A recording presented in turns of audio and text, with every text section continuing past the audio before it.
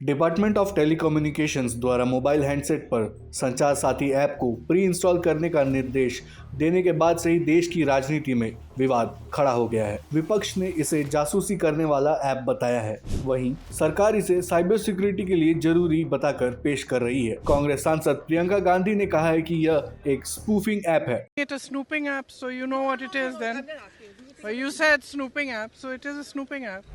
Fraud की report करने और यह देखना कि भारत का हर नागरिक अपने फ़ोन पर क्या कर रहा है, दोनों के बीच एक बहुत पतली लाइन है। वहीं केंद्रीय मंत्री किरण रिजिजू ने विपक्ष पर हमला करते हुए कहा है कि हर रोज़ नए नए मुद्दे ढूंढकर संसद की कार्यवाही को बाधित नहीं करना चाहिए। दरअसल डीओटी ने मैन्युफैक्चरर्स और इंपोर्टर्स को यह निर्देश दिया है कि सभी नए मोबाइल फ़ोन पर संचार साथी ऐप प्री इंस्टॉल हो और उसे डिसेबल ना किया जा सके।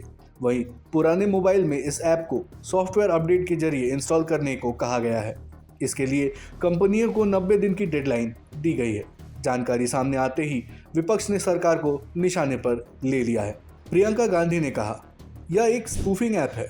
नागरिकों को प्राइवेसी का अधिकार है।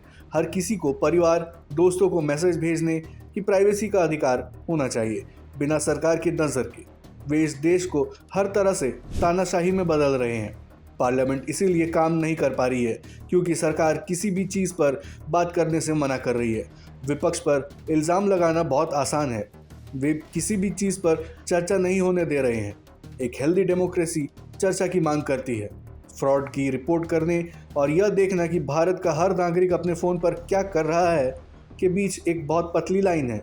इस तरह से काम नहीं करना चाहिए। कांग्रेस सांसद केसी वेणुगोपाल ने भी डीओटी के निर्देश की आलोचना की है। वहीं विपक्ष के आरोपों का जवाब देते हुए केंद्रीय मंत्री किरण रिजिजू ने कहा, उन्हें मुद्दे ढूंढ कर लाने की जरूरत नहीं है। कामों के लिए एक लिस्ट तैयार की गई है और उनमें से कई मुद्दे हैं। हम विपक्ष के उठाए गए मुद्दों पर भी बहस करेंगे और सोचेंगे कि हमें आगे कैसे बढ़ना है। उन्हें नए मुद्दे ढूंढने और संसद को परेशान करने की जरूरत नहीं। रिजिजू ने कहा, सभी मुद्दे अपनी जगह महत्वपूर्ण हैं, लेकिन अगर आप इन मुद्दों का इस्तेमाल संसद को रोकने के लिए हथियार के तौर पर करते हैं तो यह सही नहीं है। हम विपक्ष के नेताओं से बात करेंगे। मैं पहले से ही उनके संपर्क में हूं। पोजीशन ये जो इशू ढूंढ करके लाने का आवश्यकता नहीं है। विंटर सेशन पार्लियामेंट में बिजनेस तय किया गया है। बहुत सारा मुद्दे हैं और कई मुद्दे जो अपोजिशन ने भी उठाया है, उस पर हम बातचीत करके आगे क्या करना है इस पर विचार करेंगे।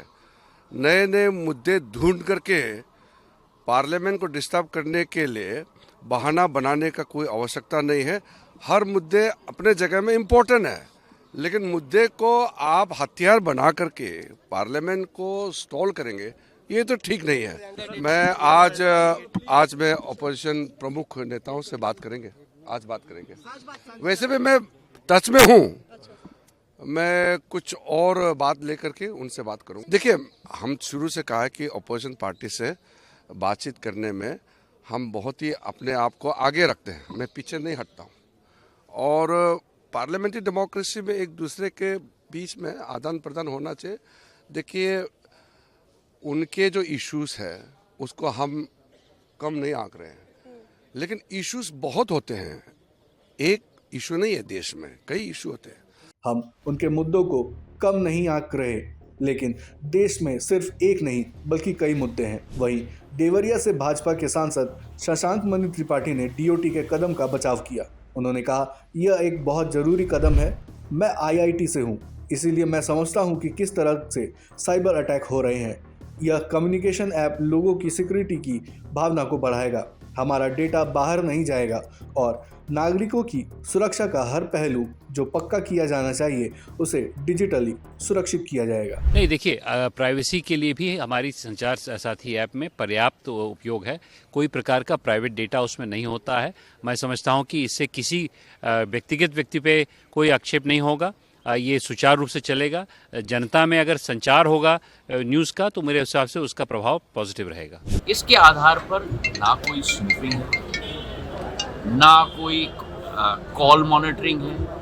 अगर आप चाहते हो तो इसको आप एक्टिवेट करो, अगर आप नहीं चाहते तो इसे एक्टिवेट मत करो, ऑप्शनल हो। सुनिए ना, अगर आप इसको अपने फ़ोन पे रखना चाहते हो तो रखो, अगर आप इसको डिलीट करना चाहते हो तो डिलीट करो। जिस तरीके से उदाहरण के तौर पर आपके फ़ोन पे जब आप फ़ोन खरीदते हो तो उस पर कई ऐप्स आ जाती है, जैसे गूगल मैप्स भी आ जाता है। अब आपको गूगल मैप इस्तेमाल नहीं करना है तो आप डिलीट कर लो।